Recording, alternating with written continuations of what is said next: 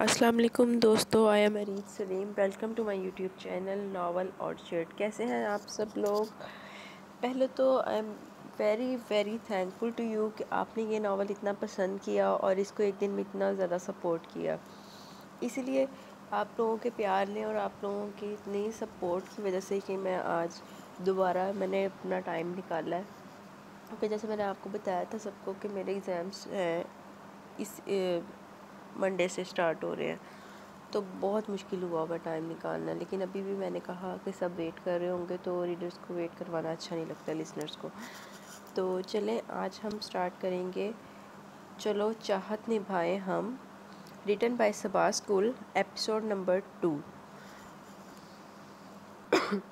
Late start second episode. ہم ہانی مون کے لیے پرسوں مری جا رہے ہیں. شام کے وقت علی نے نیا شوشہ چھوڑ دیا.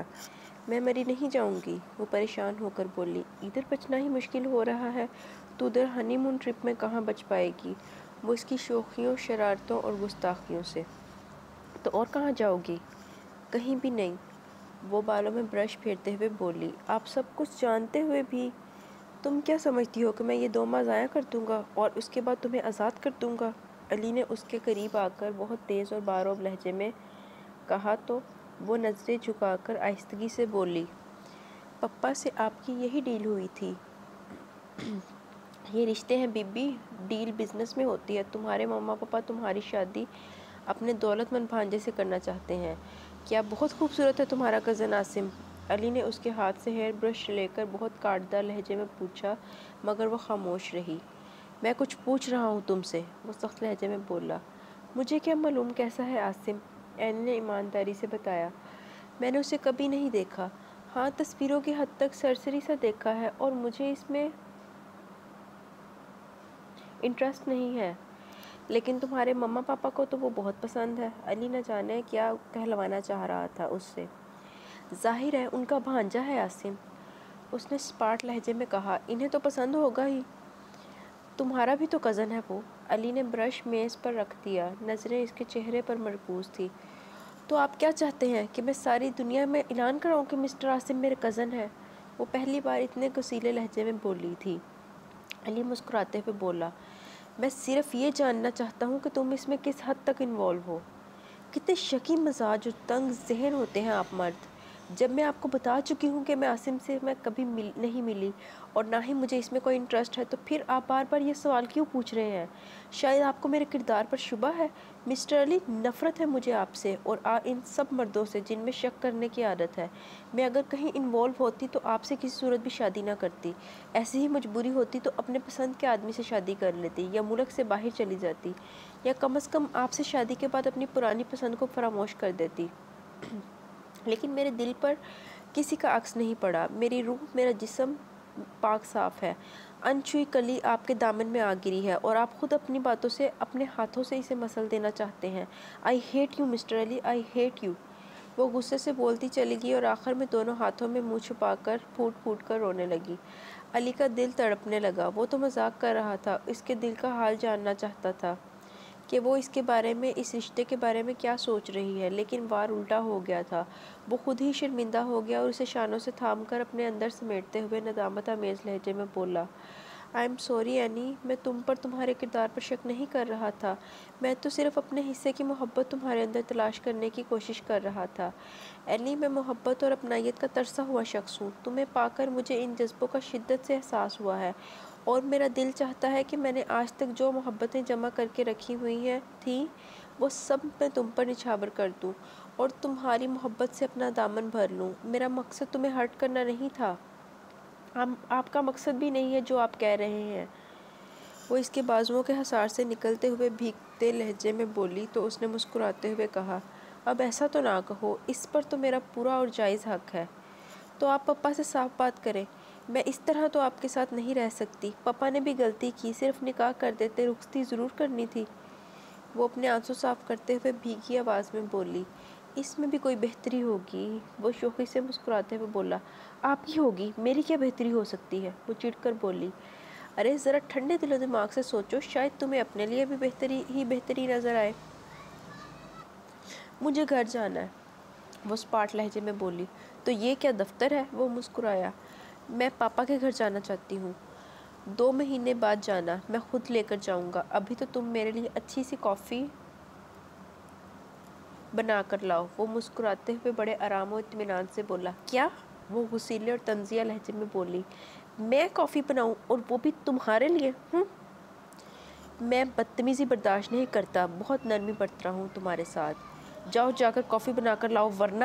وہ غصیلے لہجے میں بولتا ہوا جملہ ادھورا چھوڑ کر اسے دیکھنے لگا۔ وہ بھی غصیلے لہجے میں بولی۔ ورنہ کیا؟ تم میرے پاپا کے ملازم ہو اور ملازم کبھی مالک نہیں بن سکتا۔ بڑے آئے مجھ پر حکم چلانے والے۔ میں کوئی تمہاری زرخرید لونڈی نہیں ہوں کہ تمہاری خدمت کرتی پھروں۔ میں نے کبھی کچن میں قدم نہیں رکھا، خود سے اٹھ کر پانی تک نہیں پیا، اور تم مجھ سے کافی بنواؤ گے؟ میری ملازمہ میرے ساتھ آئی ہے، بہت ہی طلب ہو رہی ہے کافی پینے کی، تو اس سے کہہ دو وہ بنا دے گی۔ تنخواہ کی فکر مت کرنا، اسے تنخواہ بھی میرے پپا دیں گے۔ تم جیسے کنگلے شخص کے پاس ایک ملازمہ کو تنخواہ دینے کی رقم کہاں جمع ہوگی؟ پپا نے بھی نہ جانے کیا دیکھ کر ایک پینڈو اور موٹر مکینک سے میری شادی کر دی۔ Shut up, just shut up, Ali کی قوت جواب دے گئی تو اس نے چیخ کر کہا اور اپنا بھاری مضبوط ہاتھ اس کے رخسار پر اس قوت اور شدت سے مارا کہ وہ نیچے کارپٹ پر بہت دور جا گری۔ علی کی انگلیوں کے نشان اس کے سفید چہرے پر سرخ لائنوں کی طرح پست ہو گئے۔ وہ بری طرح سسک اٹھی۔ وہ غصے سے لال چہرہ لیے آنکھوں سے انگارے برساتا اس کی طرف بڑھا اور مضبوطی سے اس کا بازو پکڑ کر جھٹکا دے کر اسے اٹھایا۔ اس کی انگلیاں ہڈیوں میں چبھ رہی تھی، وہ رو رہی تھی، چہرہ آنسوؤں سے بھیگ رہا تھا۔ آج تک اسے کسی نے ڈانٹا تک نہیں تھا، مارنا تو دور کی بات تھی، اور علی نے تو انتہا کر دی تھی، اس پر اپنا مضبوط ہاتھ اٹھایا تھا۔ وہ ٹوٹی ہوئی شاخ کی طرح لڑکھڑا کر گری تھی۔ گرنے کی چوٹ الگ تھی، وہ درد سے تڑپ اٹھی تھی، طبیعت ایک ہی تھپڑ میں صاف ہو گئی تھی۔ وہ اس سے بری طرح خوفزدہ ہو گئی تھی۔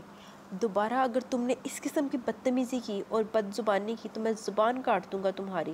میں کوئی بھیک مانگنے نہیں گیا تھا تمہارے پپا کے پاس، انہوں نے خود مجھے تمہاری ذمہ داری سونپنے کا فیصلہ کیا تھا، اور میں نے ان کی مجبوری اور پریشانی کو سمجھتے ہوئے ان کا یہ فیصلہ قبول کیا ہے۔ میں اپنی محنت اور قابلیت سے کماتا ہوں، تمہارے پپا مفت کی تنخواہ میری ہتھیلی پر نہیں سجاتے۔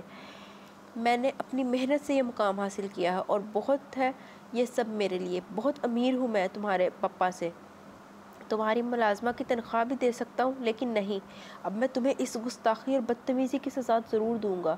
کچن کا سارا کام تمہیں کرنا ہوگا، سمجھی؟ اس نے اس کے روتے تکلیف دہ چہرے کو دیکھتے ہوئے غصیلے حاکمانہ اور سخت لہجے میں کہا۔ کچھ کرنا نہیں آتا، وہ ہچکیاں لے لے کر روتے ہوئے بولی۔ کچھ کرنا چاہو گی تو کرنا بھی آ جائے گا، یہاں تمہارے پپا کے ملازموں کی فوج نہیں ہے کہ تمہارے کام کر دیا کرے گی۔ وہ غصے اور طنز سے بولا، اسے زور سے بیڈ پر پٹخ دیا۔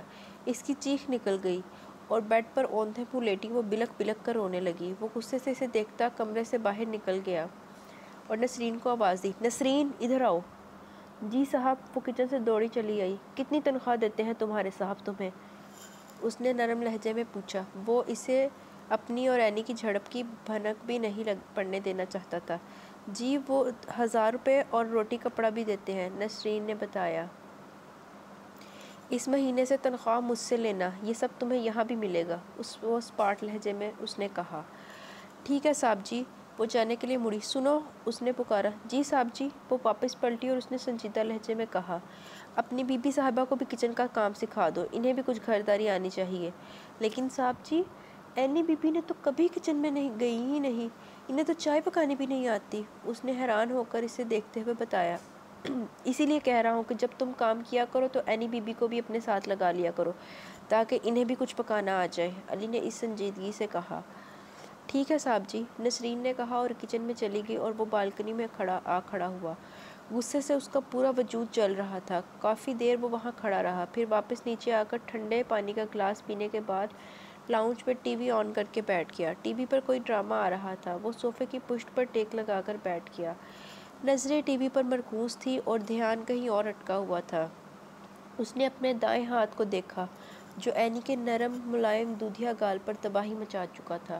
اپنے ہاتھ میں اسے اینی کے گال کی نرمی اور ملائمت محسوس ہو رہی تھی۔ اس نے مٹھی بند کر لی، ایک آگ سی تھی جو اس کی مٹھی میں بند ہو گئی تھی۔ وہ آہستہ آہستہ آرام دہ حالت میں آ رہا تھا، اس کا غصہ ٹھنڈا ہو رہا تھا۔ اینی کا روتا ہوا چہرہ اس کی آنکھوں میں آسمایا۔ کتنی دیر تک وہ پریشانی کے عالم میں اپنے ہاتھ کو دیکھتا رہا۔ اس کے کانوں میں اینی کی سسکیوں اور ہچکیوں کی آواز گونج رہی تھی۔ وہ بے چین ہونے لگا۔ اینی ابھی تک کمرے سے باہر نہیں نکلی تھی۔ عشاء کی نماز پڑھ کر وہ تقریباً 3 گھنٹے بعد بیڈ روم میں گیا تو اسے اوندھے منہ لیٹا پایا۔ وہ پریشان ہو گیا۔ وہ جس پوزیشن میں اسے چھوڑ کر گیا تھا 3 گھنٹے بعد بھی وہ اسی پوزیشن میں لیٹی ہوئی تھی، شاید سو رہی تھی۔ وہ سمجھ نہ سکا کہیں گزر تو نہیں گئی یہ نازک مگر ظالم لڑکی، اس نے سوچا، اور بیڈ پر بیٹھ کر اسے شانوں سے پکڑ کر سیدھا کیا تو وہ اس کے چہرے پر اپنی انگلیوں کے نشان دیکھ کر کچھ نادم ہوا۔ اس کا چہرہ آنسوؤں سے بھیگ رہا تھا، گردن پسینے میں تر تھی۔ اس نے آہستہ سے اس کے دوپٹے سے اس کا چہرہ اور گردن صاف کی۔ وہ بے سدھ سو رہی تھی۔ وہ بے اختیار ہو کر محبت سے اس پر جھک گیا، اس کے اس رخسار پر نرمی سے اپنا ہاتھ پھیرا جس پر اس کی انگلیوں کے نشان ثبت تھے۔ اینی نے کسما کر آنکھیں کھولیں تو اسے خود پر جھکا پا کر ڈر کر چیخ اٹھی۔ اس کا یہ رد عمل اس قدر اچانک اور غیر متوقع تھا کہ وہ خود بھی ڈر گیا اور سمجھ گیا کہ وہ اتنی خوفزدہ کیوں ہو رہی ہے اس سے۔ اٹھو اور منہ ہاتھ دھو کر تیار ہو جاؤ، ہم ڈنر باہر کریں گے، وہ سنبھل کر نرمی سے بولا۔ آپ اکیلے چلے جائیں، مجھے بھوک نہیں ہے، وہ اس کے خوف اور قربت سے نروس ہوتے ہوئے بولی۔ اس نے مسکراتے ہوئے پوچھا، کیوں بھوک نہیں ہے؟ اچھی خاصی ہیوی خوراک تو دے چکے ہیں آپ، وہ ذو معنی انداز میں بولی۔ آنسو ٹپ ٹپ اس کی آنکھوں سے بہنے لگے۔ وہ اس کی بات کا مطلب اچھی طرح سمجھ گیا تھا، مسکرا دیا اور اس کا چہرہ دونوں ہاتھوں میں تھام کر نرمی سے بولا، میں تم پر کبھی ہاتھ نہ اٹھاتا، لیکن تم نے جو کچھ کہا وہ میری برداشت سے باہر ہو گیا تھا۔ اگر میری جگہ کوئی اور ہوتا تو وہ اس انسلٹ پر یہی کرتا جو میں نے تمہارے ساتھ کیا۔ مجھے غصہ آ گیا تھا اور اس وقت تم بھی غصے میں ہو۔ جب تمہارا غصہ ٹھنڈا ہو جائے تو تمہیں احساس ہوگا کہ غلطی واقعی تمہاری تھی۔ اب اٹھو، جانے کے لیے تیار ہو جاؤ۔ میں کوئی بچی تو نہیں ہوں کہ جسے پہلے مار پیٹ کر پھینک دیا جائے اور بعد میں لالی پاپ دے کر منانے کی کوشش کی جائے۔ میں ایک بالغ اور باشعور لڑکی ہوں مسٹر علی، وہ اس کی طرف دیکھے بغیر روئی روئی آواز میں بولی۔ تو کیسے مانے گی یہ بالغ اور باشعور لڑکی؟ آپ کو کیا فرق پڑتا ہے میرے ماننے یا نہ ماننے سے؟ وہ آنسو صاف کرتے ہوئے بولی۔ بہت فرق پڑتا ہے میری جان، اس نے جھک کر اس کے رخسار پر ثبت اپنی انگلیوں کے نشانات پر اپنی محبت کے نرم گرم گلاب کھلا دیے۔ وہ سلگتا چہرہ لیے حیرت اور حیا سے اسے تکنے لگی تو وہ مسکراتے ہوئے شرارت بھرے لہجے میں بولا، نہ تو اب تو اس بالغ اور باشعور لڑکی کا غصہ ختم ہو جانا چاہیے۔ پرے ہٹیں، وہ سٹپٹا کر بولی، پہلے غصہ اور ناراضگی کو ختم کرو۔ وہ ڈٹا رہا۔ وہ شرم سے بے حال ہو گئی جب اپنا دوپٹہ گردن میں موجود نہ پایا۔ دائیں جانب دیکھا، دوپٹہ رکھا ہوا تھا۔ اس نے فوراً دوپٹہ اٹھا کر اپنے شانوں سے سینے تک پھیلا لیا۔ وہ سخت ترین حجاب امیز الجھن کا شکار ہو رہی تھی اور وہ اس کی حالت اور کیفیت سے خوب محظوظ ہو رہا تھا۔ شرارت امیز لہجے میں بولا، کیا کچھ چھپاؤ گی مجھ سے اور کب تک چھپاؤ گی؟ علی پلیز، آپ کو اپنی بات کا پاس رکھنا چاہیے۔ مجھے ممی پاپا کے سامنے کتنی شرمندگی ہوگی۔ آپ کیوں میرے قریب آتے ہیں؟ وہ روحان سی ہو کر بولی، تمہارا اور میرا رشتہ ہی ایسا ہے۔ وہ سیدھا ہو کر بیٹھا تو وہ بھی فوراً ہی اٹھ کر سمٹ کر بیٹھ گئی اور بے بسی سے بولی، لیکن یہ رشتہ عارضی ہے، آپ کیوں نہیں سمجھتے؟ میں ہر رشتہ پوری دیانتداری سے نبھانے کا قائل ہوں، خواہ وہ مستقل ہو یا عارضی، اور تمہارا میرا رشتہ مستقل ہے۔ کم از کم میرے جیتے جی تم کسی عاصم کی نہیں ہو سکتی۔ یہ بات تم خود بھی سمجھ لو اور اپنے پپا کو بھی سمجھا دو۔ میں 1 ہفتے کی چھٹی لے کر تمہیں اپنے ساتھ مری لے جاؤں گا۔ بتا دینا اپنے پپا کو کہ تم ہنی مون منانے جا رہی ہو، اس نے نہایت راست اور بار روب لہجے میں کہا۔ میں نہیں جاؤں گی ہنی مون منانے، ممی پپا ڈانٹیں گے، وہ سہمی ہوئی بولی، اور میں تمہیں ماروں گا، وہ سخت اور دھمکی امیز لہجے میں بولا تو وہ مزید خوفزدہ ہو گئی۔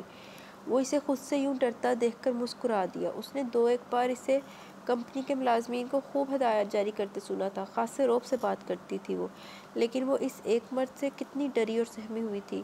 وہ اس کی حالت پر مسکرائے گیا لیکن چہرہ دوسری جانب کر لیا تاکہ اسے اپنی حد تک محسوس نہ ہو اور وہ مزید خوفزدہ اور دل برداشتہ نہ ہو جائے اس سے۔ تو مار دیں، ایک بار ہی کیوں نہیں مار دیتے؟ وہ پرنم لہجے میں چیخی۔ چلاؤ مت ورنہ دوسری خوراک بھی دے دوں گا۔ ویسے بھی 2 ماہ ہے میرے پاس، ایک بار ہی مار کر کیا کروں گا؟ اب سیدھی طرح تیار ہو کر باہر آ جاؤ۔ وہ غصیلے اور حاکمانہ لہجے میں اپنی بات مکمل کر کے چلا گیا۔ وہ بھی آنسو صاف کرتی اٹھ گئی۔ صبح فجر کی نماز ادا کرنے کے بعد علی نے اسے سوتا پایا تو جگانے کے لیے قریب چلا آیا۔ اس کا روشن اور دلکش چہرہ اسے بہت مقدس، پاکیزہ اور معصوم دکھائی دے رہا تھا۔ سوئی ہوئی عورت اتنی حسین بھی لگ سکتی ہے، وہ حیران ہوا۔ اس کا سفید گلابوں جیسا دھلا نکھرا رنگ، گھنیری چمکدار پلکیں، چمکتا چہرہ، خوبصورت آنکھوں پر گھنیری پلکوں کی جھالر پڑی تھی، وہ یاقوتی ہونٹ، اف! وہ دنگ رہ گیا۔ آج پہلی بار وہ اسے اتنے غور سے، اتنی وضاحت سے دیکھ رہا تھا، اور حیران ہونے کے ساتھ ساتھ خوش بھی ہو رہا تھا کہ وہ اس کی ہے۔ اپنی تمام تر خوبصورتی، حسن و دلکشی سمیت وہ اس کی ہے۔ اپنی تمام تر خوبصورتی، حسن و دلکشی سمیت وہ اس کی جائز ملکیت ہے۔ اس کے ہونٹوں کی تراش ایسی تھی کہ وہ بے اختیار انہیں چھونے کی خواہش کر بیٹھا، لیکن کسی خیال سے اپنی خواہش کو جھٹک دیا اور جھک کر اس کا گال تھپ تھپایا۔ اینی نے سوتے میں ہی بڑبڑانا شروع کر دیا۔ کیا مصیبت ہے؟ سونے دو۔ مصیبت کی بچی، اٹھو! ویسے کیا کم مصیبت نازل کی ہے تم نے میرے دل و دماغ پر؟ اٹھو فوراً! وہ اتنے غصیلے لہجے میں بولا کہ وہ ڈر کر فوراً ہی اٹھ بیٹھی۔ علی کو سامنے کھڑا دیکھا تو اسے یاد آیا کہ وہ کہاں ہے، وہ اسی کو گھور رہا تھا۔ اس کے دیکھنے پر رعبدار لہجے میں بولا، یہ تمہارے پپا کا گھر نہیں ہے، اور نہ ہی میں تمہارا ملازم ہوں کہ تمہارے یہ ناز رکھنے برداشت کر لوں گا۔ یہ میرا گھر ہے اور یہاں میرا قانون چلتا ہے۔ تو اس وقت آپ کا قانون کیا کہتا ہے میرے بارے میں؟ وہ سلک کر بولی۔ میں تمہارا شوہر ہوں اور تم پر حکم چلا سکتا ہوں۔ حکم کیا؟ آپ تو بہت کچھ چلا سکتے ہیں، وہ تن سے بولی۔ خنجر، تیر، تلوار، گولی، ہاتھ، زبان، سب کچھ۔ میں صبح صبح تم سے بحث نہیں کرنا چاہتا۔ اٹھو، وضو کر کے نماز ادا کرو، اور ہاں، یہ روز کی ڈیوٹی میرے ذمہ ہی نہیں ہونی چاہیے، جگانے والی۔ کل سے تم مجھے نماز کے لیے جگاؤ گی، سمجھ گئی؟ وہ حاکمانہ لہجے میں بولا۔ آپ خود سے جاگ تو جاتے ہیں، اس نے منہ بسوڑتے ہوئے کہا۔ بحث نہیں چاہیے مجھے، جو کہا ہے کل سے وہ ہوتا دیکھنا چاہتا ہوں میں۔ وہ اپنی بات مکمل کر کے کمرے سے باہر نکل گیا۔ تھوڑی دیر بعد ہاتھ میں پانی لیے دروازے سے داخل ہوا تو وہ اسی طرح بیٹھ کے پشت سے ٹیک لگائے بیٹھی تھی اور اپنا دایاں بازو، کندھا اور کان آہستہ آہستہ سہلا رہی تھی۔ بایاں حصہ تو علی کے تھپڑ کی زد میں آیا تھا اور دایاں حصہ سارے جسم کا بوجھ ایک دم سے گرنے سے زد میں آیا تھا۔ اس وقت تو اسے اتنا درد نہیں ہوا تھا، مگر اب اچھا خاصا درد ہو رہا تھا، اور بائیں بازو میں بھی ہاتھ لگانے سے دکھن محسوس ہو رہی تھی۔ اسے علی نے سختی سے پکڑ کر کھینچا تھا، گال الگ سوج رہا تھا، آنکھیں روتے رہنے سے سرخ اور سوجی ہوئی دکھائی دے رہی تھی، اس کے جبڑے میں بھی درد ہو رہا تھا۔ وہ آہستہ آہستہ اپنا گال سہلاتی رہی، پھر اٹھ کر واش روم میں چلی گئی۔ علی چونکہ دروازے میں کھڑا یہ کارروائی دیکھ رہا تھا، اس لیے وہ اسے دیکھ ہی نہ سکی تھی، اور وہ اپنے اس رویے پر شرمندہ ہو رہا تھا جس کی وجہ سے وہ تکلیف سہ رہی تھی۔ وہ پانی کا گلاس میز پر رکھ کر گھر سے باہر چلا گیا۔ ناشتے کے وقت بھی وہ موجود نہ تھا۔ اس نے آرام سے دائیں جانب سے سلائس کھایا اور جوس پی کر اٹھ گئی۔ نہا کر کپڑے تبدیل کر لیے، بال سنوار رہی تھی کہ نسرین نے یاسین بیگ اور مسز یاسین بیگ کے آنے کی اطلاع دی۔ وہ جلدی جلدی بالوں میں برش کر کے لاؤنج میں آ گئی۔ سلام دعا کے بعد انہوں نے سب سے پہلے اس کے چہرے کو تشویش بھری نظروں سے دیکھا۔ اینی بیٹا، تمہارا گال، تمہاری آنکھیں سرخ کیوں ہیں؟ کیا ہوا ہے؟ کیا علی سے کوئی جھگڑا ہوا ہے؟ مسز یاسین بیگ نے اس کی تھوڑی پکڑ کر چہرے کو بغور دیکھتے ہوئے پوچھا۔ نہیں مما، علی سے بات ہی کہاں ہوتی ہے جو جھگڑا ہو۔ وہ علی کو آتا دیکھ کر مسکراتے ہوئے بولی۔ اسی وقت علی لاؤنج میں داخل ہوا، وہ اس کی بات سن چکا تھا۔ السلام علیکم۔ وعلیکم السلام۔ آؤ علی میاں، کہاں تھے تم؟ یاسین بیگ نے اس سے ہاتھ ملاتے ہوئے پوچھا۔ بس جی یوں ہی، نماز کے بعد باہر نکل گیا تھا، وقت گزرنے کا خیال ہی نہیں رہا، وہ ان کے برابر صوفے پر بیٹھتے ہوئے بولا، نظریں اینی کے چہرے کا طواف کر رہی تھی۔ بیٹا علی، تم نے اینی سے کچھ کہا ہے کیا؟ مسز یاسین نے پوچھا۔ آنٹی، آپ کی بیٹی آپ کے سامنے آپ کے پاس بیٹھی ہے، آپ خود اس سے پوچھ لیں، میں نے اسے کچھ کہا ہے یا نہیں؟ علی نے اینی کی طرف دیکھ کر مسکراتے ہوئے کہا۔ اینی بیٹا، بتاؤ نا کیا ہوا ہے؟ تمہارا چہرہ مرجھایا مرجھایا لگ رہا ہے۔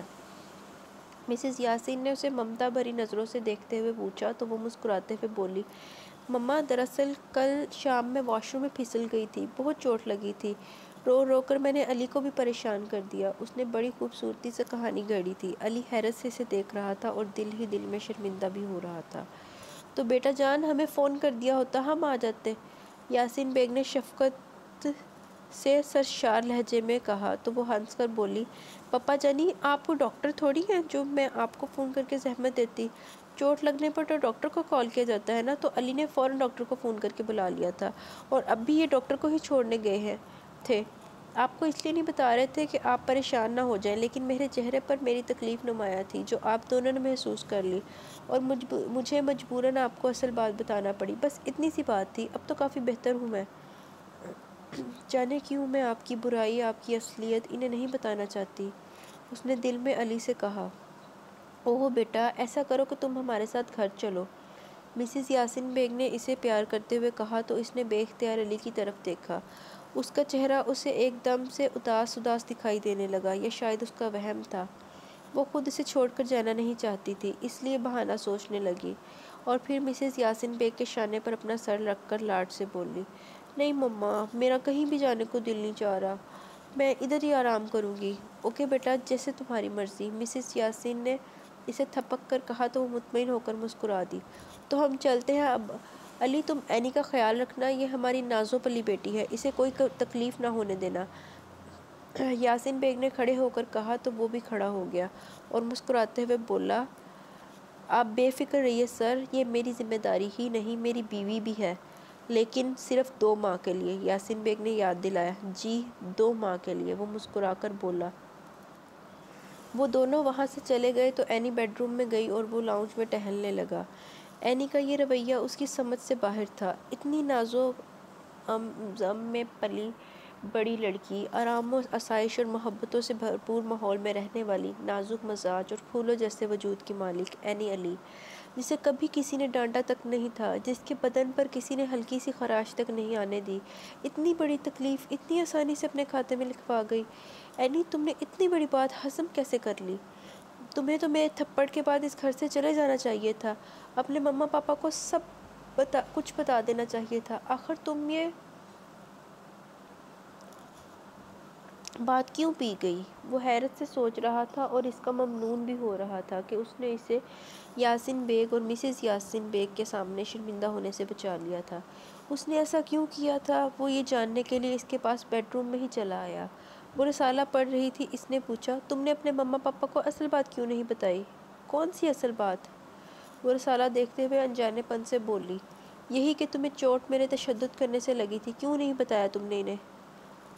میرے پپا نے آپ کو میرے لیے بہت اعتماد اور اعتبار کے ساتھ منتخب کیا تھا، بہت تعریف کی تھی انہوں نے آپ کی، اور میں انہیں آپ کی اس کارروائی کی تفصیل بتا کر شرمندہ اور پریشان نہیں کر سکتی تھی، اس نے اسپاٹ لہجے میں بتایا۔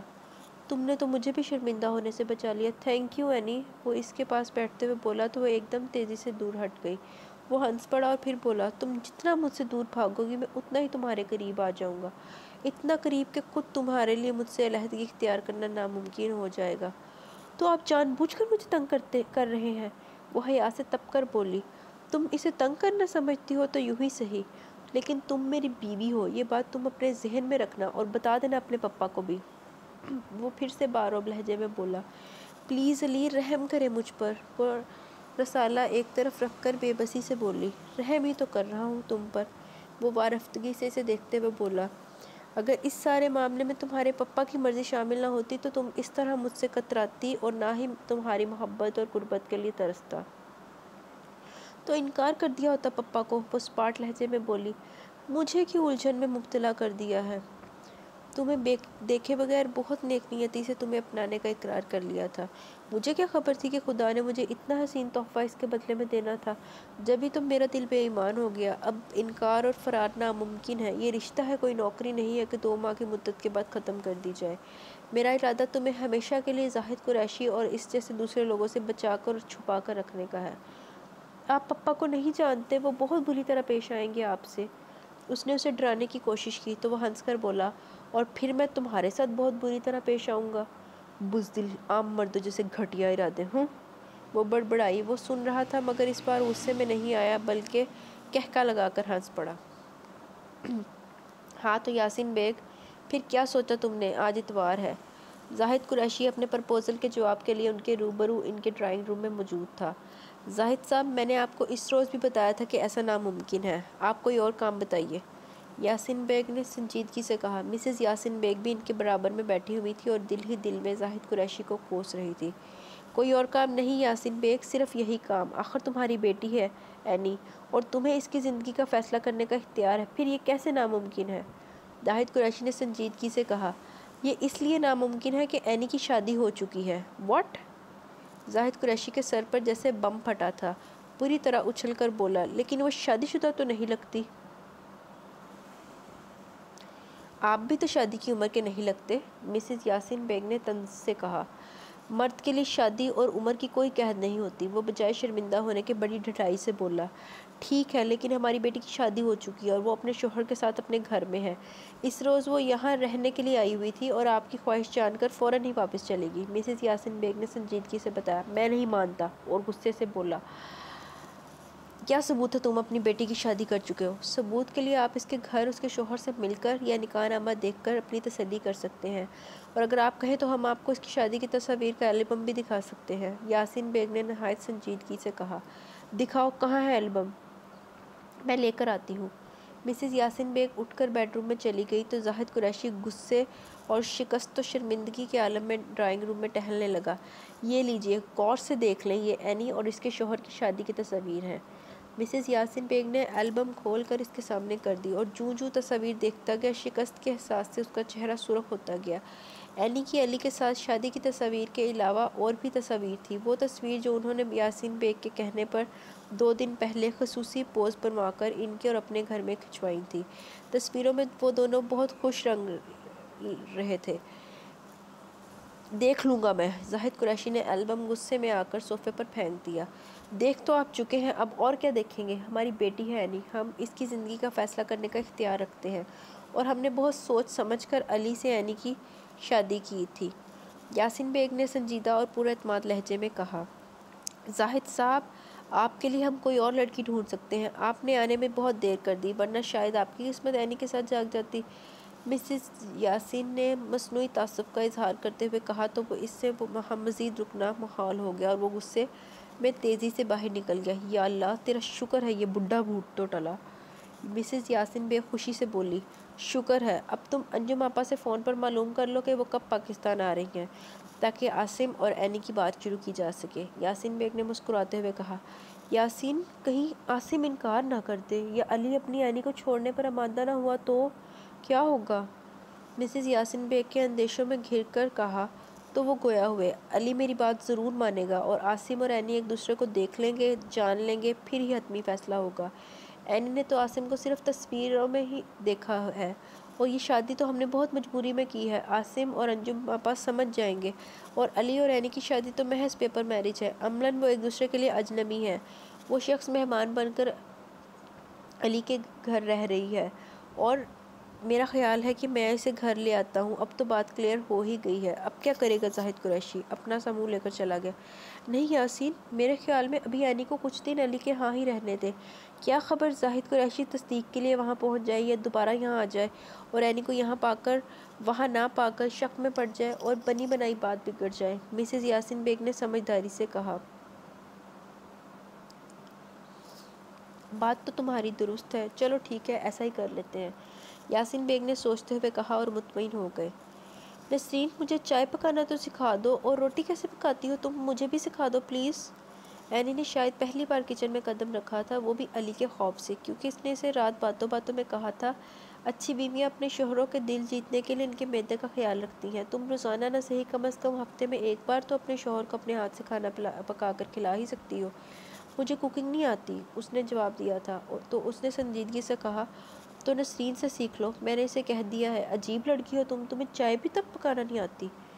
مجھے کبھی ضرورت محسوس نہیں ہوئی، اور ملازم جو موجود تھے گھر میں، تو میں کچن میں کام کیوں کرتی، اس نے منہ پسور کر کہا۔ اب تو تمہیں کچن میں کام بھی کرنا پڑے گا کیونکہ میں تمہارے ہاتھ کا ذائقہ چکھنا چاہتا ہوں، اس نے مسکراتے ہوئے کہا تو وہ طنزیہ انداز میں بولی، ویسا ہی ذائقہ جیسا آپ کے ہاتھ کا میں چکھ چکی ہوں۔ اس کا اشارہ تھپڑ کی طرف تھا۔ وہ فوراً سمجھ گیا اور غصے میں آنے کی بجائے کہکا لگا کر ہنس پڑا اور پھر بولا، ہمت ہے تمہارے ان نازک ہاتھوں میں ایسا ذائقہ چکھانے کی؟ ہمت پیدا ہو ہی جاتی ہے، اس نے اسپاٹ لہجے میں جواب دیا۔ لگتا ہے کہ تم ایک بار پھر میرے ہاتھوں پٹنے کے موڈ میں ہو، وہ مسکراتے ہوئے بولا۔ اب تو عمر بھر کا پٹنا ہے، اس نے خود کلامی کی تھی لیکن اس نے واضح طور پر سنی تھی اس کی یہ بات اور مسکراتے محبت لٹاتے لہجے میں بولا، محبت کی مار بھی مزہ دیتی ہے لیکن میرا ایسا کوئی ارادہ نہیں، تم ذہین ہو، حسین ہو اور تمہاری ذہانت کو، تمہارے حسن کو 4 نہیں 14 چاند لگ جائیں گے اگر تم عورت ہونے کے ناطے، بیوی ہونے کے ناطے اپنی گھریلو ذمہ داریاں سمجھو اور نبھانے کی کوشش کرو۔ عورت کا اصل روپ اور ہنر تو اس کی گھرداری میں جھلکتا ہے۔ میں کون سا تمہیں ملازمہ بنا کر رکھنا چاہتا ہوں، میں تو صرف اتنا چاہتا ہوں کہ تمہیں کوکنگ آنی چاہیے تاکہ کبھی کبھار تم اپنے اس فن سے مجھے بھی فیض یاب کر سکو، اچھے اچھے پکوان پکا کر کھلا سکو۔ اتنی سی بات ہے اینی، ورنہ میں تو ملازم کے ہاتھ کا پکا کھانا کب سے کھاتا چلا آ رہا ہوں۔ بیوی کے ہاتھ کے پکے کھانے کا ذائقہ مزہ کیسا ہوتا ہے یہ میں بھی چکھنا اور محسوس کرنا چاہتا ہوں، اور مجھے یقین ہے کہ تم میری خاطر میری یہ بات مان لو گی۔ کیوں؟ آپ کی خاطر کیوں؟ جبکہ یہ رشتہ، وہ بولتے بولتے خاموش ہو گئی۔ اگر اس رشتے کی تمہاری نظر میں کوئی اہمیت نہیں ہے اور نہ ہی تمہارے لیے کوئی اہمیت، کوئی حیثیت اور نہ ہی میں تمہارے لیے کوئی اہمیت، کوئی حیثیت اور مقام رکھتا ہوں تو مت سیکھو کوکنگ۔ لیکن میں تم سے چائے کافی تو بنوا سکتا ہوں اور اسے اپنی گزشتہ گستاخی کا بدتمیزی کی سزا کا حصہ سمجھنا، علی نے نہایت سنجیدہ اور روبدار لہجے میں کہا تھا اور وہ خاموش ہو گئی تھی، اور اب ناشتے کی تیاری کے وقت وہ کچن میں کھڑی تھی۔ علی لاؤنج میں بیٹھا اخبار پڑھ رہا تھا، اس کی باتوں پر اس کے کان لگے تھے، وہ مسکرا رہا تھا۔ تو گویا تمہاری نظر میں اس رشتے کی اور میری اہمیت ہے؟ علی نے خوش دلی سے سوچا، اینی بی بی آپ کو کوکنگ سیکھیں گی؟ نسرین نے حیران ہو کر اسے دیکھا تو وہ بے پرواہی سے بولی، ہاں تو اس میں حرج ہی کیا ہے، یوں بھی اب میں فارغ بیٹھے بیٹھے بور ہو جاتی ہوں، ٹائم پاس کرنے کے لیے یہ مشغلہ برا نہیں، اور پھر میرا اصل کام تو کچن سنبھالنا ہی ہے نا، مجھے کچھ تو پکانا آنا چاہیے خیالی پلاؤ کے علاوہ۔ لیکن اینی بی بی، جمعہ 8 دن ہوئے ہیں آپ کی شادی کو اور ابھی تو آپ کے ہاتھوں کی مہندی نہیں اتری۔ نسرین حیرت کے سمندر میں غوطے لگاتی ہوئی بولی، مہندی بھی اتر جائے گی؟ اینی نے چائے کی کیتلی میں پانی ڈالتے ہوئے کہا، کام کروں گی تو اتر جائے گی، کوئی ہمیشہ تھوڑی رچی بسی رہے گی میرے ہاتھوں میں۔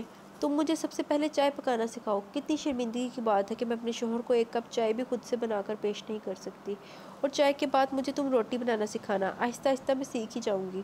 مما پاپا نے بھی مجھے کچن سے دور رکھا، کم از کم کوکنگ تو مجھے سکھانی چاہیے تھی۔ خیر اب بھی کچھ نہیں بگڑا، بہت وقت فارغ بیٹھنے سے تو کوکنگ سیکھنا ہی بہتر ہے۔ اب تم مجھے چائے پکانے کی ترکیب بتاؤ جلدی سے۔ اچھا جی، نسرین ہنس کر بولی اور اسے ترکیب بتانے کے ساتھ ہی چائے پکا کر دکھائی تو وہ حیرت سے مسکراتے ہوئے بولی، ارے یہ تو بہت آسان ترکیب ہے، میں تو سمجھ رہی تھی کہ بہت مشکل ہوگی، بس اب صبح کی چائے میں خود بنایا کروں گی، تم مجھے آملیٹ اور روٹی بنانے کی ترکیب بتا دو، آپ مجھے پکاتے ہوئے دیکھتی رہنا اور خود بنانے اور پکانے کی کوشش کیجیے گا، پھر آپ کو یہ بھی آسان لگے گا۔ نسرین نے چائے دانی میں انڈیلتے ہوئے کہا، آسان ہو ہی جائے گا، سیکھنے کی صلاحیت مجھ میں بہت ہے، وہ ڈبل روٹی کے سلائس ٹوسٹر سے نکالتے ہوئے بولی تو علی جو ان دونوں کی گفتگو پوری توجہ سے سن رہا تھا، اپنی محبت کے پہلے سبق کی کامیابی پر خوش دلی سے مسکرا رہا تھا۔ ناشتے کے بعد وہ آفس پہنچا تو یاسین بیگ نے اسے فوراً ہی اپنے دفتر میں طلب کر لیا۔ جی سر، خیریت سے ہیں؟ آپ بہت پریشان دکھائی دے رہے ہیں۔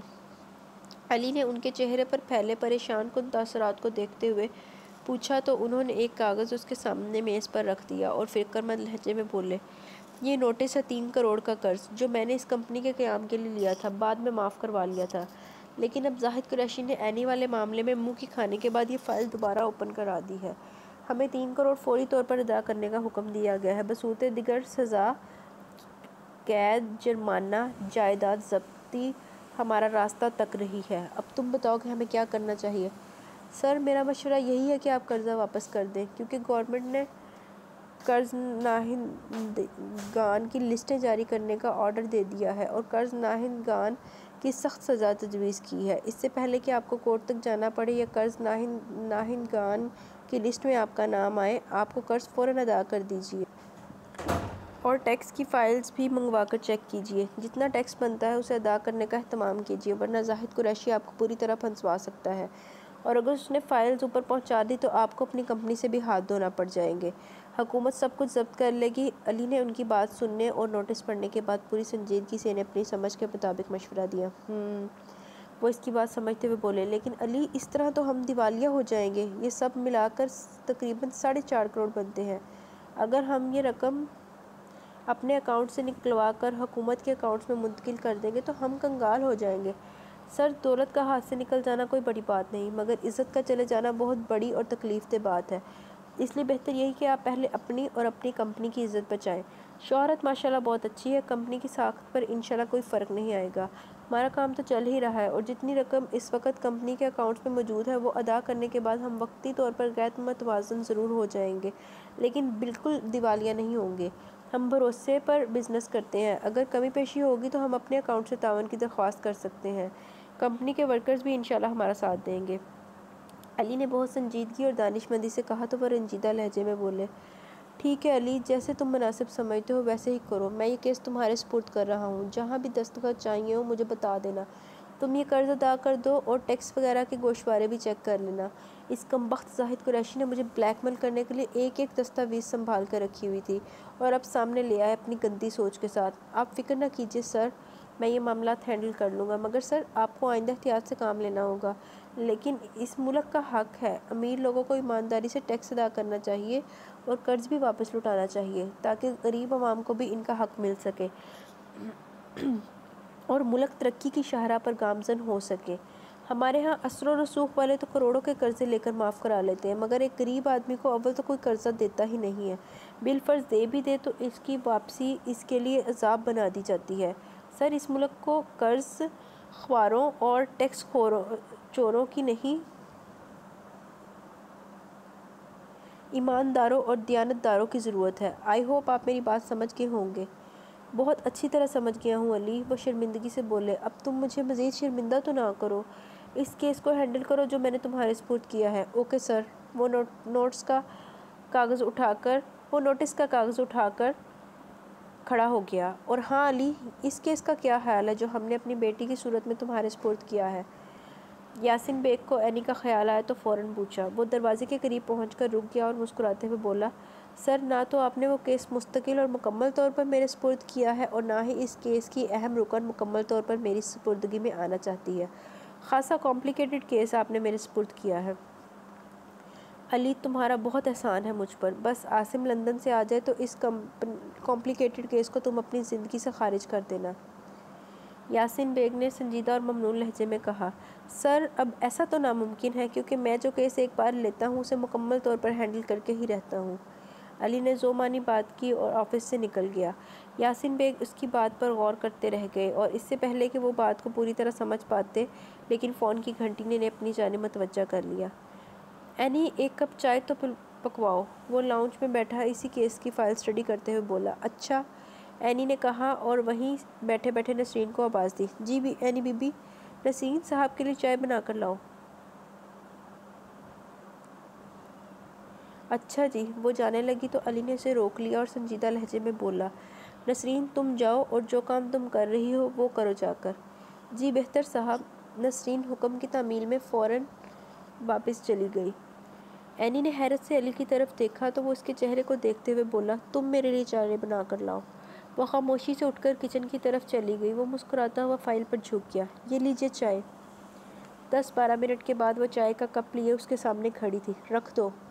علی نے اس کی طرف دیکھے بغیر مگن انداز میں کہا تو اسے اس کا یہ بے نیازانہ اور نظر انداز کر دینے والے انداز بہت بری طرح محسوس ہوا، مگر ضبط کر گئی اور کپ میز پر رکھ کر ریموٹ کنٹرول اٹھایا اور ٹی وی آن کر کے بیٹھ گئی، اور اس کی نظریں علی پر جم گئی۔ سوچیں ذہن کے دریچوں میں جھانکنے لگیں، کیا میں اس شخص سے دور رہ سکتی ہوں؟ کیوں سہ رہی ہوں میں اس کی کڑوی کسیلی باتیں؟ میں علی کے سامنے اتنی کمزور کیوں پڑتی جا رہی ہوں؟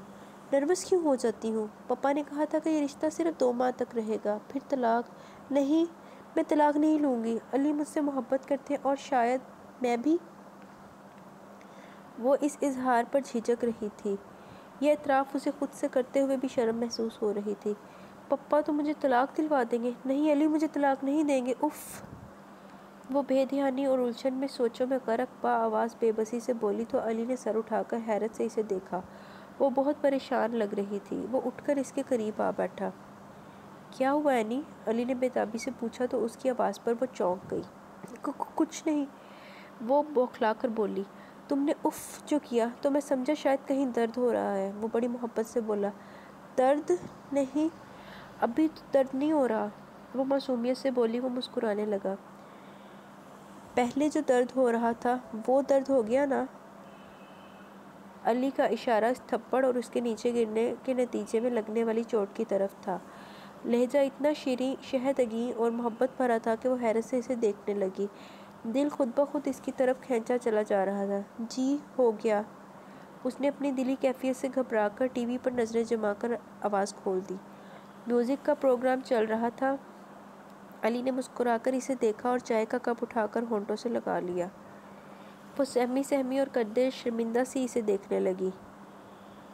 علی نے 4 گھونٹ بھرنے کے بعد اس کے چہرے کو دیکھا اور شریر لہجے میں بولا، بہت میٹھی چائے ہے، کیا چینی کے ساتھ ساتھ اپنی محبت بھی اس میں گھول دی ہے؟ نہیں تو، وہ ایک دم سے سٹ پٹا کر بولی تو وہ بے ساختہ ہنس پڑا۔ وہ بس اسے دیکھنے لگی۔ وہ چائے کا ایک ایک گھونٹ مزے لے لے کر پی رہا تھا۔ کپ خالی کر کے اس نے میز پر رکھ دیا اور اس کے شانوں پر اپنا بازو رکھ کر اس کے چہرے کو دیکھتے ہوئے نرم اور دل نشیں لہجے میں بولا، جائزہ تو تم نے میرا نظر بھر کے لے لیا ہے، اب ایمانداری سے بتاؤ، اتنے ہینڈسم، سمارٹ اور ڈیشنگ شخص کی بیوی ہو کر اس سے بچنا، کترانا، جھجکنا، چھپنا، سمٹنا، اس سے دور رہنا کیا اچھا لگتا ہے تمہیں؟ مجھے نہیں پتا، میں آپ کے اور پپا کے بیچ رولنگ سٹون بن کر رہ گئی ہوں۔ آپ دونوں مجھے اپنی مرضی سے چلانا چاہتے ہیں، میں تو آپ دونوں کے حکم اور مرضی کی ٹھوکروں کی زد میں پس کر رہ گئی ہوں۔ وہ بھیگتے لہجے میں بولی تو علی کو اس پر بے انتہا پیار آنے لگا اور نرمی سے بولا، تو تم ہم دونوں میں سے کسی ایک کا انتخاب کیوں نہیں کر لیتی؟ ایسا کرنا بھی آپ دونوں کے اختیار میں ہے، جو طاقتور ہوگا وہی مجھے اپنی طرف آنے پر مجبور کر دے گا۔ وہ آنسو پلکوں سے جھپک جھپک کر پیچھے دھکیلتے ہوئے بولی، کیا میری محبت میں اتنی طاقت نہیں ہے نہیں کہ تم میری طرف آ سکو؟ وہ بہت آس بھرے اور سنجیدہ لہجے میں پوچھ رہا تھا۔ آپ کی طرف تو میں کب کی آ چکی ہوں، اس نے دل میں کہا۔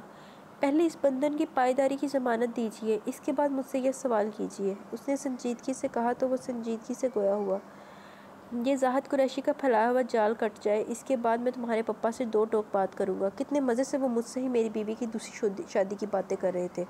میں صرف ان کے پرابلمز کی وجہ سے اب تک خاموش ہوں، ورنہ یہ معاملہ اب تک کلیئر کرا چکا ہوتا۔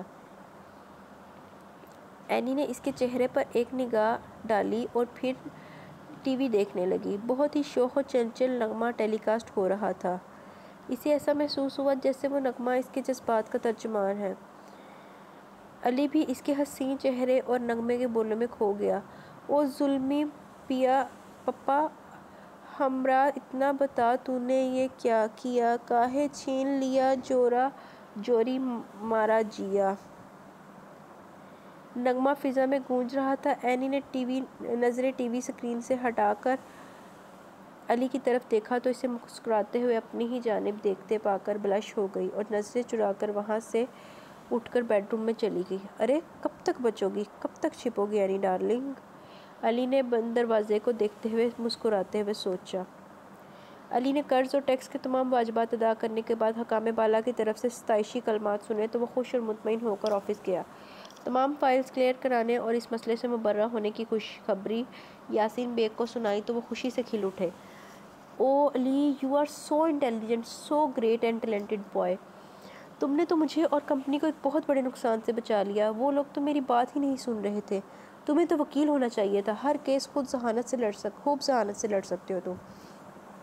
سر آپ فکر نہ کیجیے، ضرورت پڑنے پر میں اپنا ہر ایک کیس بھی خوب ذہانت سے لڑوں گا، وہ معنی خیز لہجے میں بولا تو وہ ہنس پڑے۔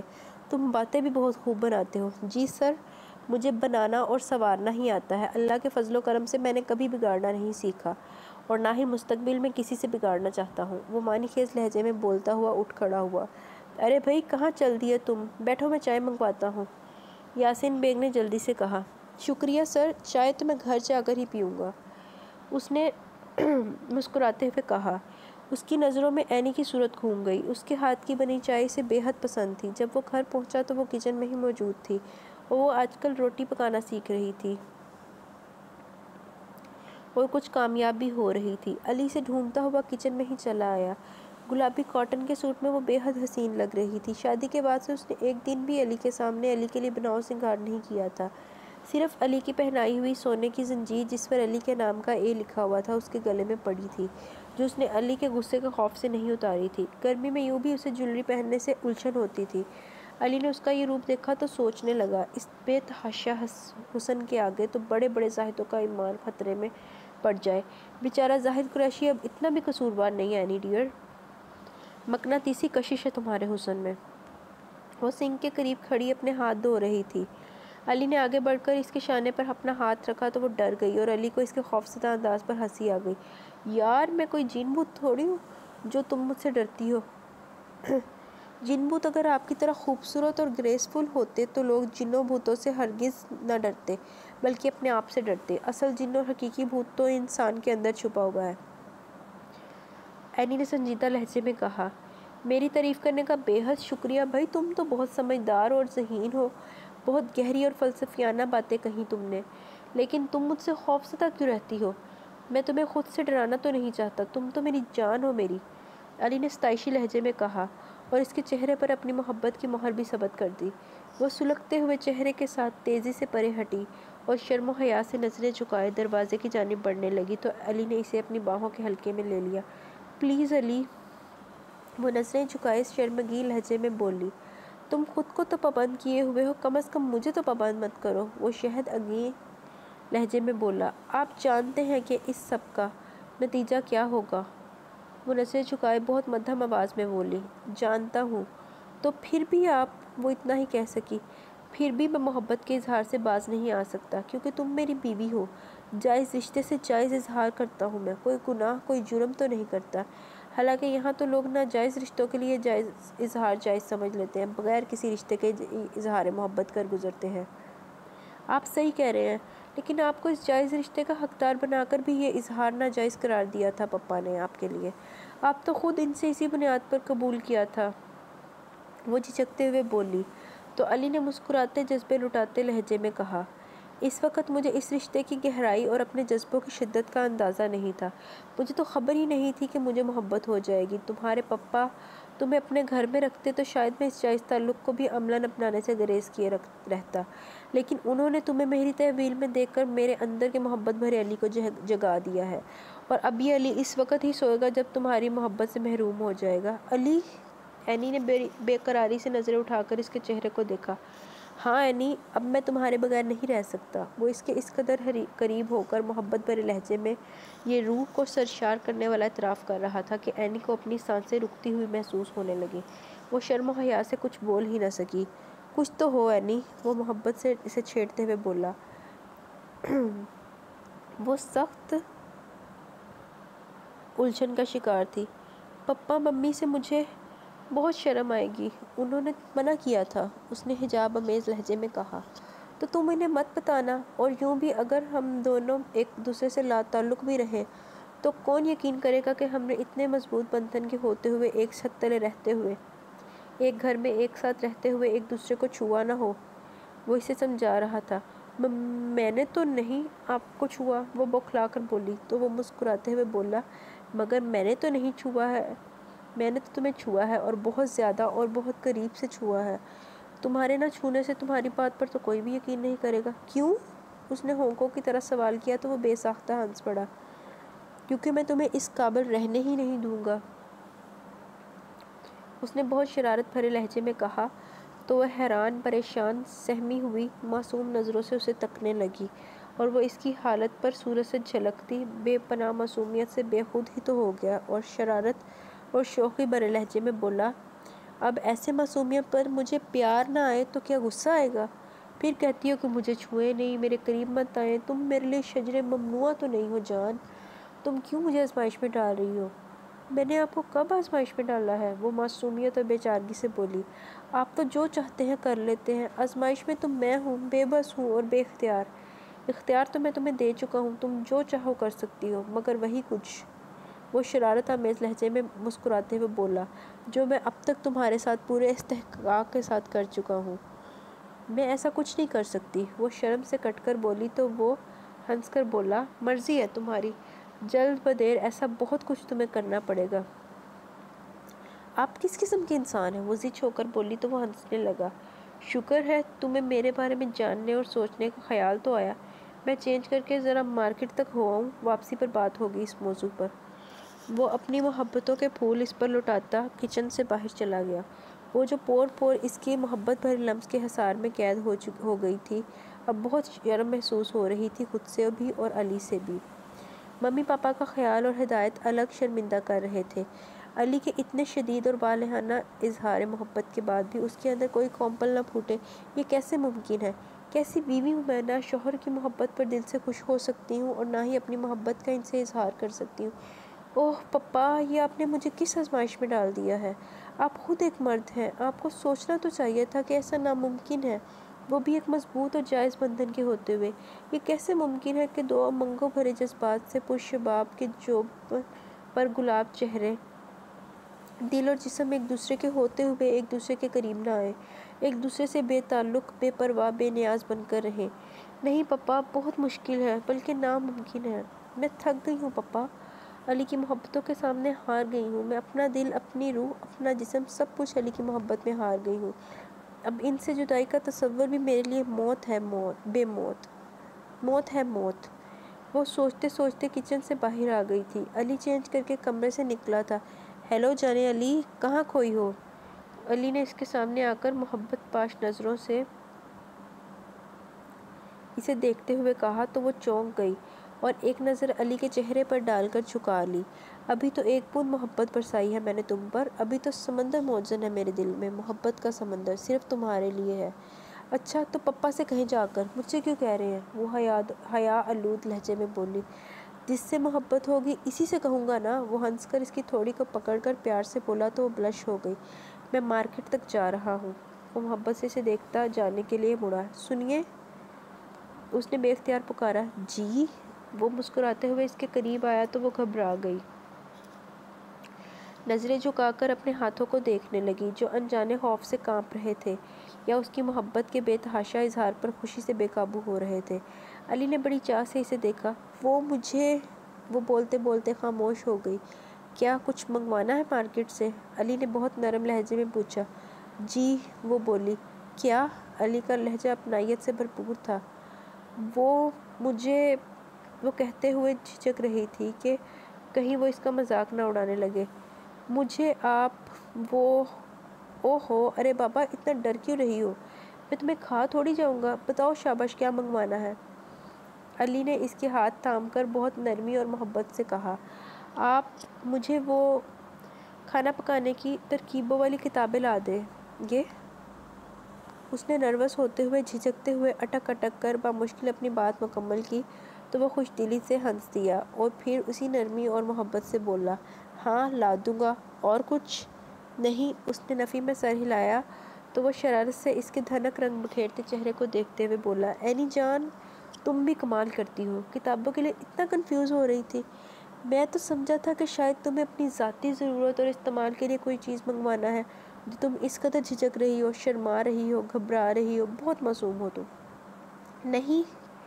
اس کا اشارہ سمجھتے ہوئے وہ شرم سے گلابی ہو گئی۔ اچھا پھر بھی اگر کبھی منگوانا ہو تو بلا جھجک بتا دینا۔ ارے شوہر سے کیسا پردہ؟ علی نے اس کی ٹھوڑی کو چھو کر پیار سے کہا تو شرما کر کمرے کی طرف بھاگی تھی اور وہ کہکا لگا کر ہنس پڑا۔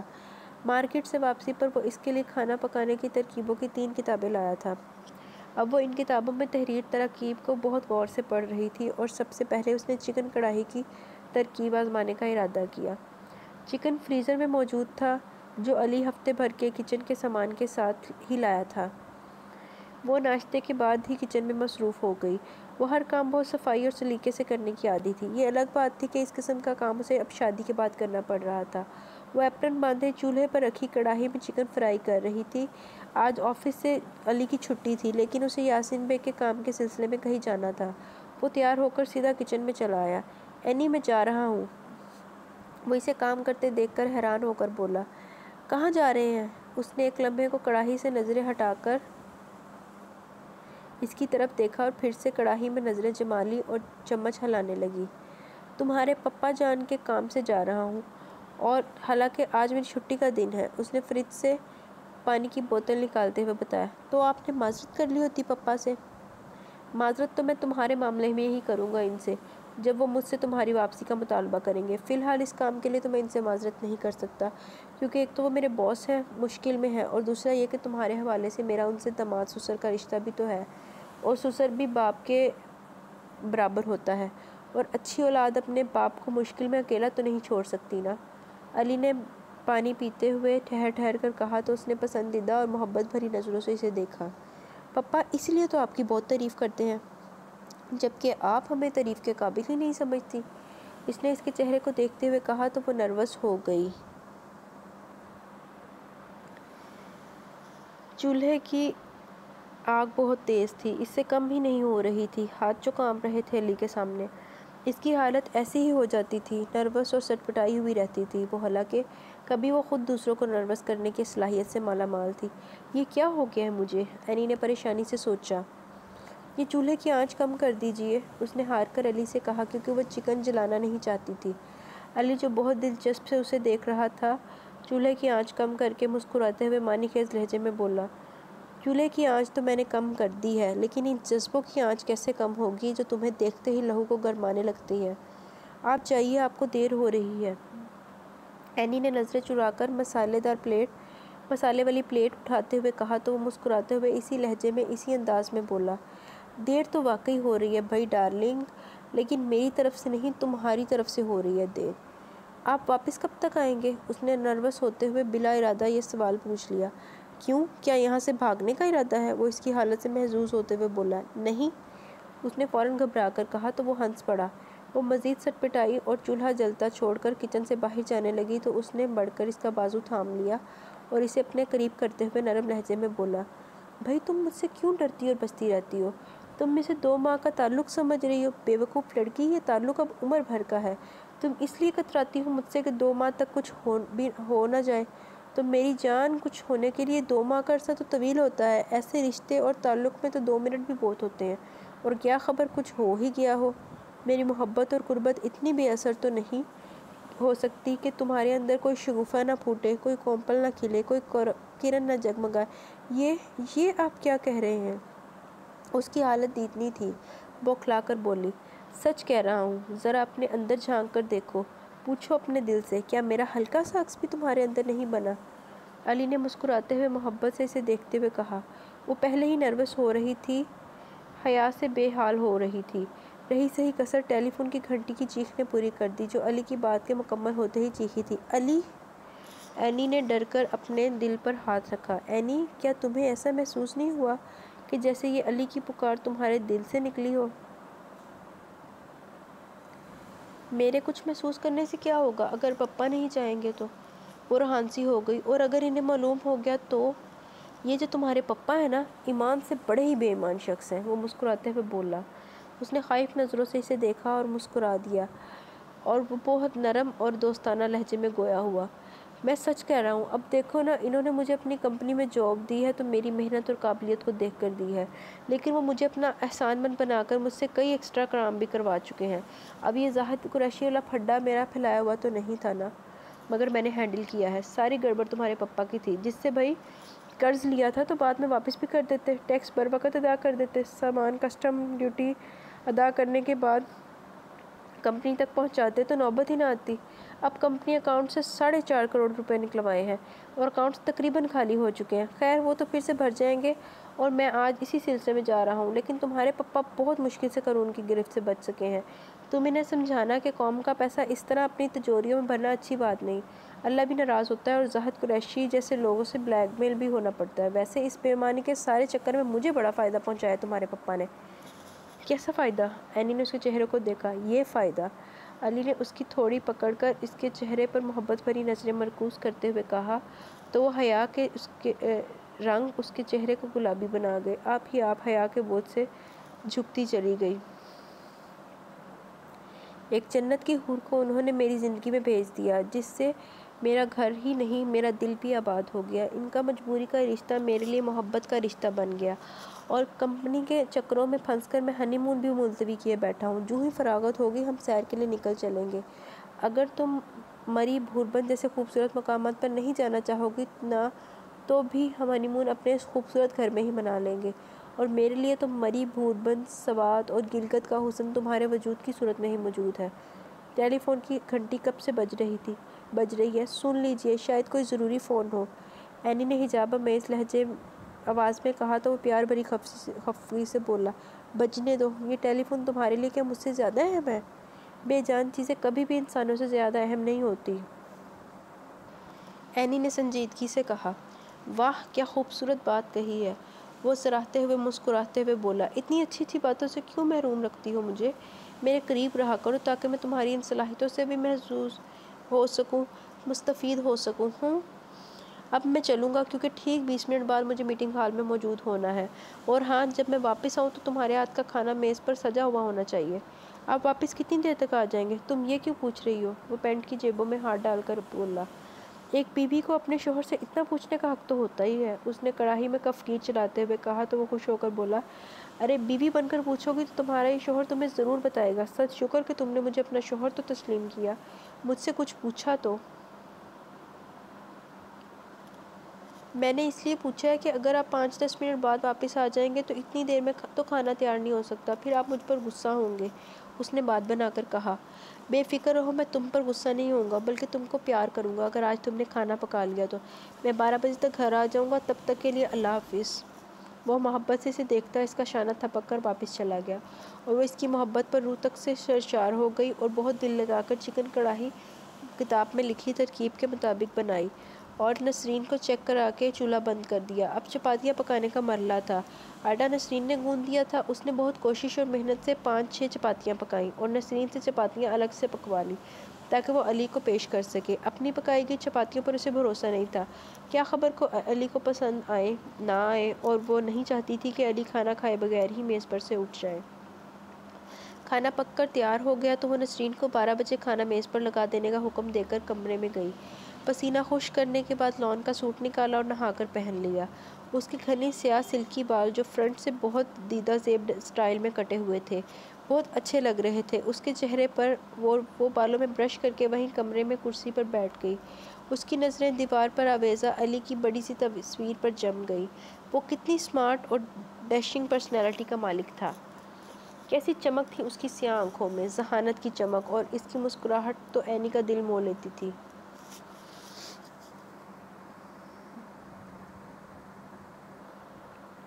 اینی نے مسکراتے ہوئے سوچا اور اپنے گلے میں علی کی پہنائی ہوئی زنجیر کو پکڑ کر دیکھنے لگی۔ وہ کتنی دیر اس زنجیر سے کھیلتی رہی اور جانے کن خیالوں میں گم ہو کر اس نے والا حصہ اپنے ہونٹوں میں دبا لیا۔ وہ آنکھیں بند کیے علی کے تصور میں سفر کر رہی تھی۔ میرا اور علی کا نام آئین سے ہے بلکہ آئین سے شروع ہوتا ہے، اور کتنا خوبصورت لگتا ہے میرے نام کے ساتھ علی کا نام، اینی علی۔ ایسا محسوس ہوتا ہے جیسے ہم دونوں ایک دوسرے کے لیے تخلیق ہوئے ہیں۔ کتنے خوبصورت ہے علی، ان کی سوچ، ان کی باتیں، ان کی محبت اور شرافت کی گواہی دیتی ہے۔ مگر ہائے بیچارے علی، میری وجہ سے کتنی مشکل میں پڑ گئے ہیں۔ میں بھی تو ان کی وجہ سے مشکل میں گرفتار ہوں۔ وہ تو مرد ہیں، مضبوط ہیں، اپنا حق چھین کر بھی لے سکتے ہیں، اپنی بات منوا سکتے ہیں، لیکن میں ایک کمزور لڑکی، میں تو ان سے یہ بھی نہیں کہہ سکتی کہ علی میں شروع دن سے آپ کی محبت کی اسیر ہوں، میں آپ سے علیحدہ ہونے کا تصور بھی نہیں کر سکتی۔ کیسے کہوں میں یہ سب حقیقت علی سے؟ پپا نے مجھے بہت بڑی مشکل میں ڈال دیا ہے، اور پپا میں فیل ہو گئی ہوں اس امتحان میں۔ علی کی بے پناہ محبت نے، چاہت نے مجھے کلین بولڈ کر دیا ہے۔ پپا اب آپ کو ہی امپائر بن کر یہ فیصلہ علی کے حق میں کرنا ہوگا، کیونکہ اب نئے سرے سے زندگی کی پچ پر شادی کے دوری اننگز سٹارٹ نہیں کر سکتی۔ اینی نے بہت سنجیدگی اور سہولت سے اپنے دل و دماغ میں اپنے آپ سے، علی سے، پپا سے وہ ساری باتیں کہہ لیں جو در حقیقت وہ کہتے ہوئے خوف اور شرم محسوس کر رہی تھی۔ علی کمرے میں داخل ہوا تو اسے کرسی پر آنکھیں بند کیے بیٹھا دیکھا کر مسکراتا ہوا اس کے قریب آ گیا۔ زنجیر والا اب تک اینی کے ہونٹوں میں دبا ہوا تھا۔ علی نے کرسی کی ہتھیلیوں پر اپنی ہتھیلیاں جمائیں، ایک لمحے کو اس کے چہرے کو بہت غور سے دیکھا۔ یوں ہی اس کے ہونٹوں سے زنجیر نکالنے لگا۔ وہ بری طرح ہڑبڑا گئی اور علی زنجیر نکال کے اس کی حالت پر ہنس پڑا اور وہ شرمندہ سی ہو کر سمٹ گئی۔ علی کو وہ اس وقت بالکل ایک چھوٹی بچی لگ رہی تھی جو چوری کرتے ہوئے رنگے ہاتھوں پکڑی گئی تھی۔ اس لاکٹ کے ایک کو تو تم نے بہت دیر سے اپنے رسیلے ہونٹوں سے لگا رکھا تھا، اب اس ایف اور علی کو بھی اس اعزاز سے نواز دو جو زندہ سلامت تمہارے سامنے موجود ہے اور سارے کا سارا تمہارا ہے، صرف تمہارا۔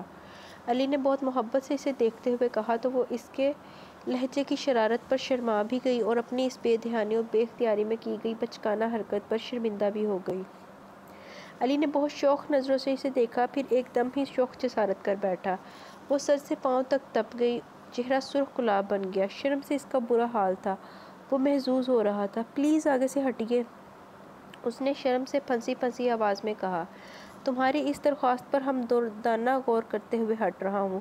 جاؤ معصوم لڑکی، معاف کیا، اب اس خوشی میں کھانا کھلوا دو، میں آتا ہوں چینج کر کے۔ وہ یہ کہہ کر پیچھے ہٹ گیا اور وہ موقع غنیمت جان کر تیزی سے باہر بھاگی۔ وہ ظہر کی نماز ادا کرنے کے بعد کھانے کی میز پر آیا۔ چکن کڑھائی، چپاتیاں، سلاد اور پانی سے بھرا جگ گلاس میز پر رکھے ہوئے تھے۔ اس نے بسم اللہ پڑھ کر سالن والا ڈونگا اٹھایا، چکن کڑھائی چمچ سے اپنے پلیٹ میں نکال کر ڈونگا واپس رکھ دیا، سلاد لیا اور پھر ہاٹ پاٹ میں سے دسترخوان کھول کر چپاتی نکالی جو اینی نے پکائی تھی۔ اس کی شکل و صورت ہی بتا رہی تھی کہ یہ کارگزاری اینی ہی کی ہو سکتی ہے۔ علی نے پہلے چپاتی کو دیکھا، اس کے بعد اینی کے چہرے کو، ان دونوں میں کوئی مماثلت تلاش کر رہا ہو۔ اینی معجوب سی ہو کر نظریں جھکا گئی تو وہ مسکراتے ہوئے بولا، یہ چپاتی تم نے ہی پکائی ہے نا؟ جی، وہ آہستہ آواز میں بولی تو اس نے نوالہ توڑتے ہوئے کہا، اچھی کوشش ہے، پریکٹس کرتی رہو، ایک دن ایکسپرٹ ہو جاؤ گی۔ واہ بھئی، چکن کڑھائی تو بہت لذیذ ہے۔ علی نے نوالہ چباتے ہوئے ایمانداری سے تعریف کی تو وہ جو کنفیوز سی اسے دیکھ رہی تھی تعریف سن کر مطمئن ہو گئی۔ جی فرینڈز، آج کے لیے اتنا ہی، انشاءاللہ اینی اور علی کا ہم لنچ انجوائے کریں گے کل۔ تو آج بھی میں نے اپنے ٹائم سے جتنا مجھ سے ہو سکا میں نے اتنا کیا ہے، باقی آپ دعاؤں میں ضرور یاد رکھیے گا اور اپنا خیال رکھیے گا بہت سارا۔ کل تک کے لیے اللہ حافظ۔ کل ہم ملیں گے انشاءاللہ نیکسٹ ایپیسوڈ کے ساتھ جو ہوگی اینی اور علی کے لنچ اسپیشل۔ تب تک کے لیے اللہ حافظ۔